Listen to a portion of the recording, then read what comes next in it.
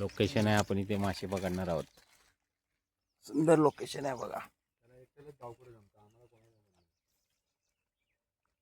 Lefty कोणतरी लायता. हे बघा आपलं सामान रेडी तयार केलंय, रॉड बांधलाय आणि निघूया. हे बघा झूम करून.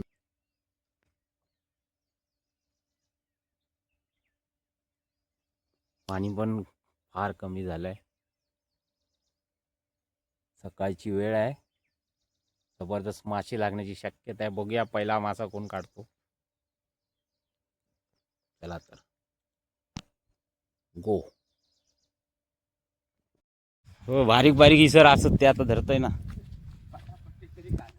होय काढतंय यार, ते पाव पाव किलोचे फटाफट. एकदा टाक इसर टाक. हे बघा आता सुरुवात झाली फिशिंगला. मी पहिला मारूया, बघूया आपल्याला काय भेटतंय. पहिलाच आपण रॉड टाकलेला आहे आणि जबरदस्त माशाने काही तो पकडला नाही, पण मासा येऊन गेला. याच्यावरनं हेच समजतं की मासे भरपूर प्रमाणात आहेत. पुढे बघा आपल्याला किती मासे लागतात बघूया. हा पहिलाच आपण रॉड फेकलेला. याच्या पुढे बघा पुढे आपण पुढे लूर लावलाय.